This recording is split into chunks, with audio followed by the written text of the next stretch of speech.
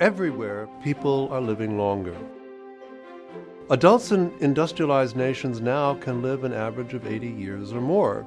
Indeed, 50% of babies born in developed countries today can expect to live to be 100 years of age. And old age ain't what it used to be. The rates of chronic disabilities among people over age 65 have been decreasing for decades, which is wonderful news. However, we have to appreciate that in the last 100 years, since Alzheimer's first identified the disease that bears his name, the rate of older adults who will lose their memory, their functioning, and their very selves to Alzheimer's disease will continue to climb. With global birth rates on a steady decline as fertility declines, today's babies will grow to adulthood in the near future in a world where fewer and fewer young people are available to bear the financial, emotional, and other burdens of caring for greater and greater numbers of older adults debilitated by Alzheimer's disease. This epidemic is the defining natural disaster of our millennium. However, our likelihood of aging well or not isn't something that's predetermined absolutely. It's not all in your genes, although genetics do play a role in how we age. A number of people take the somewhat somber or fatalistic point of view that genes determine everything and there's not much that can be done to counter these aging-related disorders. It's true, the genes we are born with are the genes that we have, and so you should choose your parents very carefully. Of course, that's not possible, and while we can't select our genetic makeup, there are meaningful steps that we can take now to create the environment within and around us that will increase our likelihood for enjoying a long life with brain health as we age. Exercise is the most powerful intervention yet known for sustaining and improving cognitive function in older adults. Cognitive function improved the most in those who engaged in combination exercises. So, for example, aerobic exercise like swimming, biking, or brisk walking combined with strength training or weight-bearing exercises. Of all cognitive processes, executive function, that is the command and control operations of the brain that help us plan our daily lives, are most improved through exercise. Merely exercising 30 minutes a day, 3 or 4 days a week, so that we break out into a sweat is deemed by many to be sufficient enough to reduce our risk for cognitive impairment as we age. We'll get the most out of our bodies and out of our brains if we're properly fueled. We need to think about our diets, and a heart-healthy diet also works as a brain-healthy diet.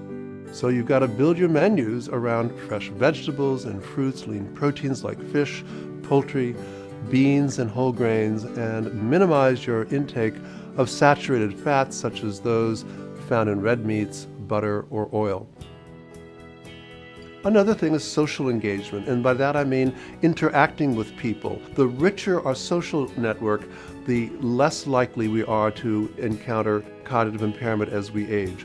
So get out there and be active in your communities. The other important factor is cognitively stimulating activity. Couch potatoes are at greater risk for cognitive impairment than people who play mahjong, who play cards, who read the newspaper, and you don't have to buy expensive computer games. And did I mention, if you enjoy a glass of wine, that's also deemed to be beneficial for reducing cognitive impairment. Studies suggest that persons who drink moderately, about 1 drink per day, are less likely to develop age-related cognitive problems. Avoidance of head injury, of course, is important, and we need to minimize hypertension, obesity, metabolic syndrome, and heart disease. That's also a risk factor for cognitive impairment.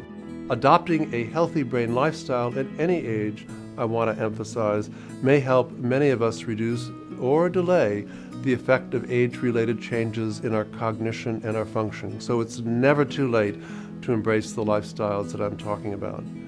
However, it will require more than what I've just been discussing to have an impact on Alzheimer's disease. The development of new drugs and effective therapies that halt the pathology of Alzheimer's disease before the symptoms appear is going to be the way forward if we are to realize the possibility of lifelong brain health for all.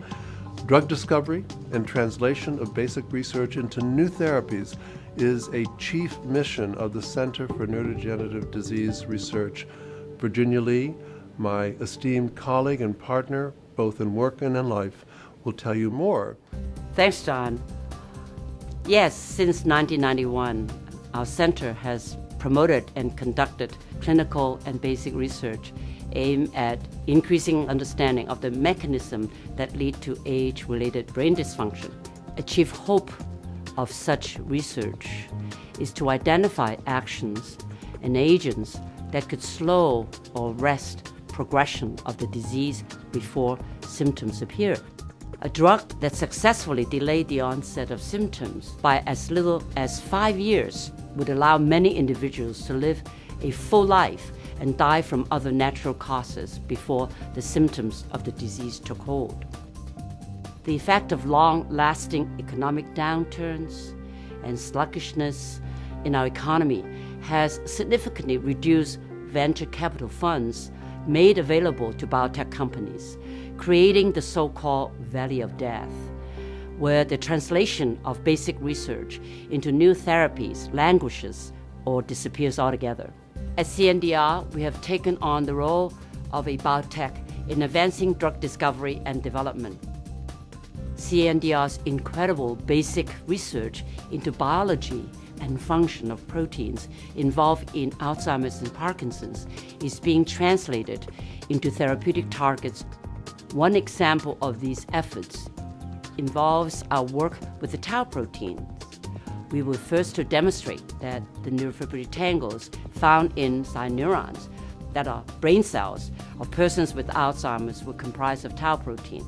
We identified a series of compounds that readily enter the brain and prevented tangle formation and neuron death. Pharma-sponsored clinical trials involving this compound are now underway. Industry will increasingly look to academic centers like CNDR for early-stage drug candidates and validation of new approaches.